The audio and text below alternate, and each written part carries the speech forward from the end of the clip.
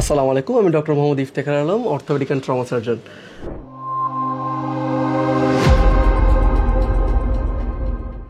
পেশেন্টের একটা খুব কমন কোশ্চেন থাকে যে ব্যথাতে বা ব্যথা হলে কখন আমরা ফিজিওথেরাপি নিব আর কখন নিব না।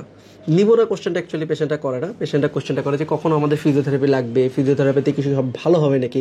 এবং এটা খুব কমন একটা ট্রেন্ডে পরিণত হয়েছে যে কোনো ধরনের ব্যথায় নাকি ফিজিওথেরাপি দিয়ে সেরে যায়, যেটা একেবারে একটা মিথ, একটা ভ্রান্ত ধারণা যে ফিজিওথেরাপি দিয়ে আপনার সব ব্যথা কখনোই যাবে না। আপনাকে প্রথমে যেটা বুঝতে হবে যে ব্যথার কারণ কি, রুট কজ কি, কী জন্য আপনার ব্যথাটা হচ্ছে।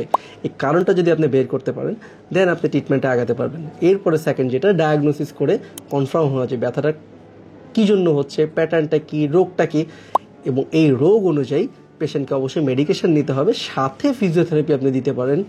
আমরা যে ক্ষেত্রে অনেক সময় বলি যে ফিজিওথেরাপির বদলে ঘরোয়া কিছু সাধারণ ব্যায়াম আছে, সেই ব্যায়ামগুলি আপনি করতে পারেন। এটা অবশ্যই হচ্ছে ট্রিটমেন্টের একটা পার্ট, কিন্তু ফিজিওথেরাপি কখনোই ফুললি ট্রিটমেন্ট হতে পারে না যে কোনো কমপ্লিকেটেড ব্যথায়।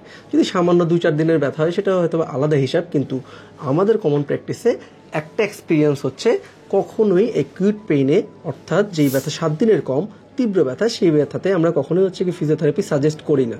যখন ব্যথাটা কমে আসে এবং লং টাইম ব্যথা, লেন্দি ব্যথা এবং হচ্ছে দীর্ঘমেয়াদী ব্যথা, সেই ক্ষেত্রে ফিজিওথেরাপি খুব ভালো কাজ করে যদি প্রপার ওয়েতে প্রপারলি ফিজিওথেরাপি দেওয়া যায়।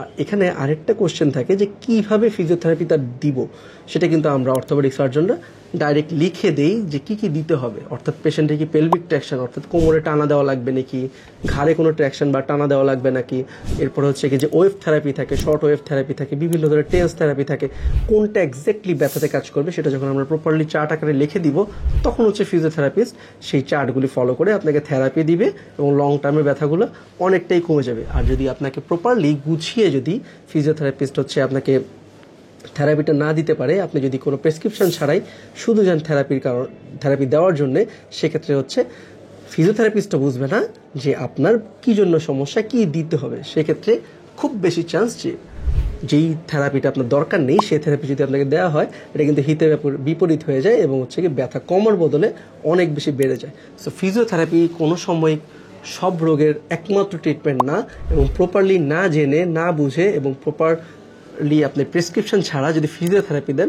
তাহলে কিন্তু এটা আপনার শরীরে খুব বেশি একটা উপকার করবে না।